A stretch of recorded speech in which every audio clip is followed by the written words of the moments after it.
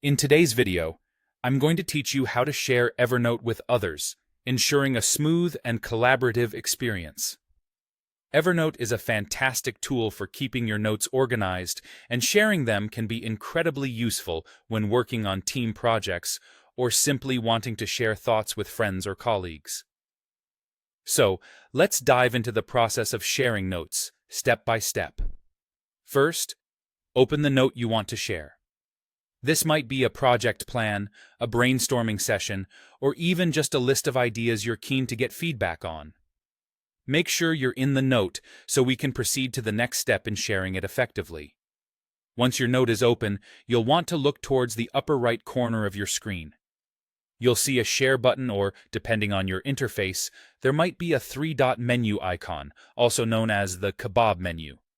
Click on that, and you'll see the sharing options available to you.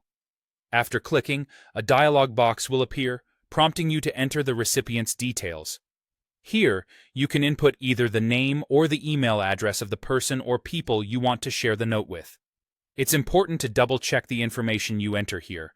We certainly want to ensure that the note reaches the intended recipient without any confusion or delay. Next, you'll need to decide on the permission level you want to grant to the person you're sharing the note with.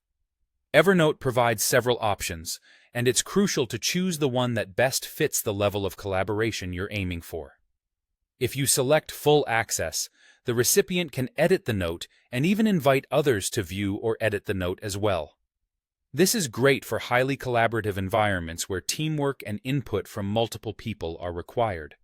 Alternatively, if you choose Can Edit, the person will be able to modify the content of the note, but without inviting others to collaborate. This is a good choice if you want someone to review and expand upon your ideas, but prefer to control the circulation of the note yourself. Lastly, there's the Can View option, which allows the recipient to read the note without making any changes.